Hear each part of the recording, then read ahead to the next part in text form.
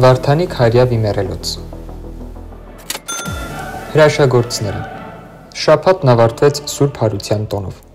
Մարդիկ իրար տեսնելիս ասում են Քրիստոս Հարյա Վիմեռելոց, այն դեպքում, երբ մեր քթի տակ Վարդան Ղուկասյանը Հարյա Վիմեռելոց։ Ընդհանրապես, այս իշխանությունները 7 տարվա իրենց գործունեությամբ ցույց տվեցին, որ տիրապետում են մի հրաշագործ հատկության։ Նրանք կարողանում են քաղաքական մեռելներին հարություն տալ, շունչ ու արյուն հաղորդել։ Բայց Վարդան Ղուկասյանի դեպքն առանձնահատուկ էր։ Մինչև Գյումրիի ընտրությունները սա ոչ միայն քաղաքական դիակ էր, այլ նաև բազմաթիվ քրեական գործերով անցնող կասկածյալ։ Ու դա չհաշված տատակազության հետապնդած Ապոլինի գույքի գործը, գույք,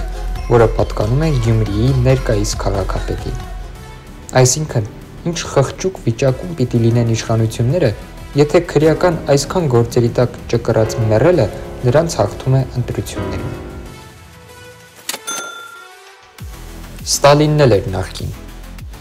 Բայց մյուս կողմից իշխանությունները կարող են նաև օգուտներ քաղել Վարդան Ղուկասյանի հաղթանակից։